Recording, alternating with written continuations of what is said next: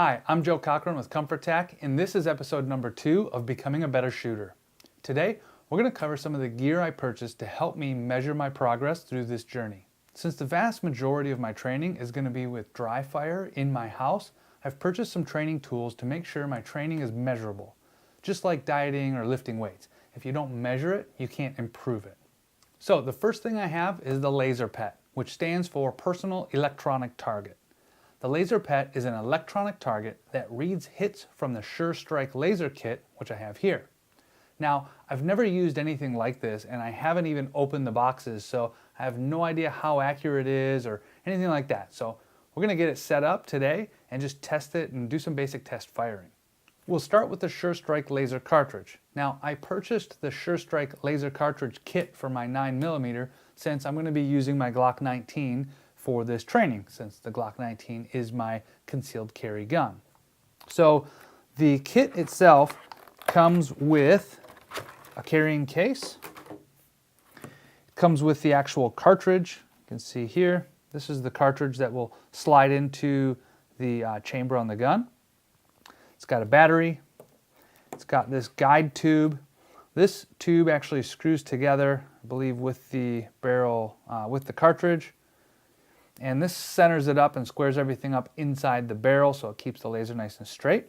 It also comes with this end cap, which you will screw onto the end of that just to show people that you're not using live ammunition and you're using a training gun. Okay, let's tear into it. We'll start by getting the instructions out, just checking it over. Since we haven't assembled it before, I don't know exactly what I'm doing here, so let's take a look.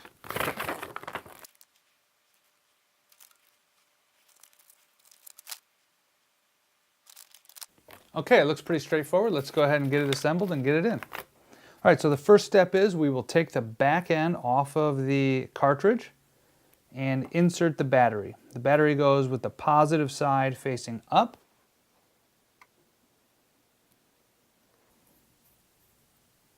Just like that. Now, we'll safety check our Glock 19. No ammunition, no magazine. Lock the slide back. No ammunition, everything's good. So we will now take the laser cartridge and we will drop it into the barrel or the chamber, and we'll just give it a slight press to kind of seat it into the chamber. Now we'll take the guide tube. It goes with the first end down, so we'll push that into the barrel, and this is going to thread onto the laser cartridge itself. It just needs to be snug. Finally, we'll add the red stopper on the end. And again, this just shows people that we're using a training gun and not live ammunition. Now, one thing the instructions did say is to make sure that when you're releasing the slide, you do that gently. You don't want the slide slamming down on the cartridge. And now we should be ready to go. Let's aim this at this back section here and see if we can get a laser point here. Okay, so we can see that the laser's working, everything's installed properly.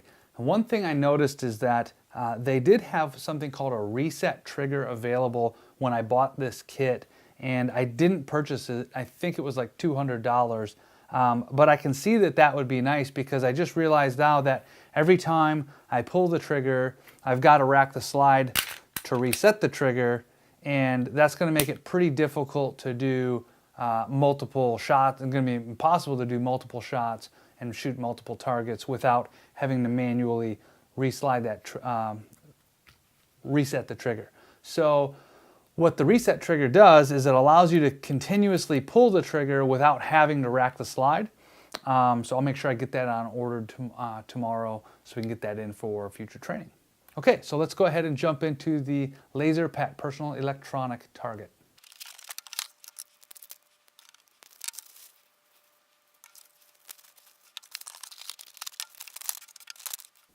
Okay, so it looks pretty straightforward. We've got the actual target itself. Got to be honest, I did think it was going to be a little bigger than this. I don't know why, but I just assumed. Obviously, with dry fire, we'll be close enough to the target where that's not an issue, but just first impressions, I did think it was going to be a little bigger. It comes with the target, a stand, which I can't seem to figure out how it quite works yet, but I'm sure that'll be the stand that the target will mount to. And then it's got several different targets. Each one has either a different size or just a different style, different shape. They've got like a little silhouette, a small bullseye, a smaller just a red dot in the center target. This is so this one's a 1/2-inch bullseye. This is a 1-inch bullseye. And then, I don't know, full size, maybe that's 2 inches or 1.5 inches. I'm not sure what size that is, but they've got some different things here. Each one of these, I believe, slides down into the target.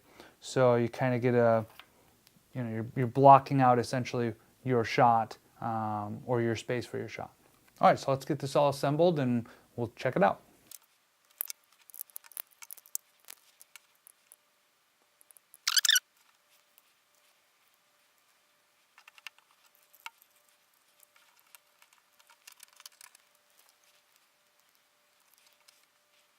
Okay, so it's pretty straightforward to put together. We've got it all set up. There are 4 different programs that you can use with it. It's got a hit counter is program number 1, and that's just going to count your consecutive hits. It's got a shot timer, which will time how fast you can hit the target. It's got a magazine change or burst shooting mode. It'll count how many times you can hit the target within 5 seconds. And then it's got a double tap mode shot timer. So that one will count, the target will count down 4 seconds and then flash, waiting for your first shot. Once you hit the target, the timer will start counting. Your second shot will stop the counter. The way I envision myself using this is mostly with the shot timer, because what I want to really focus on is basically coming out of the holster and getting that first shot on target. Now, I'm sure I'll get into all the other things with it eventually, but in the beginning, that's what I want to focus on. And that's how I think I'm going to set up my baseline for all of this, is starting from a holstered position, draw, fire, and we'll check my speed now, and then we'll check my speed down the road and see if I can actually improve that initial first shot. We'll get into other things like double taps and multiple shots and multiple targets down the road. But for now, I just want to focus on the basics of that first shot, because with defensive shooting, that's really what's the most important. Okay, so now that I've got the SureStrike Laser Cartridge installed and set up, we've got the LaserPET target set up. Let's go ahead and take a few shots just to see how accurate everything is and just make sure everything works.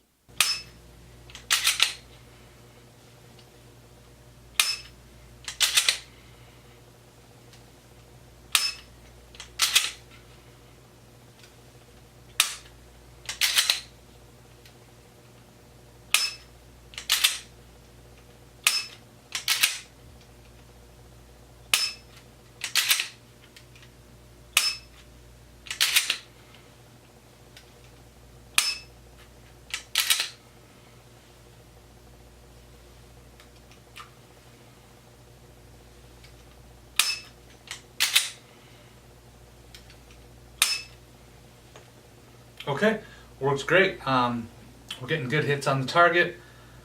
I'm about 9 feet away right now. I don't know if this is where I'm going to set the baseline or what I'm going to do there. I'm using the full size target.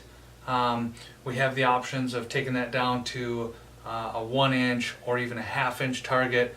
I'm going to have to check and just see what recommendations are as far as distance, because what I want to try to do is simulate this as much to my range, which has, I believe, a 5, a 7, and a 10 yard, and then a 20 and a 25 yard range. But we'll be working with that 5, 7, or 10, probably between 5 and 7 yards.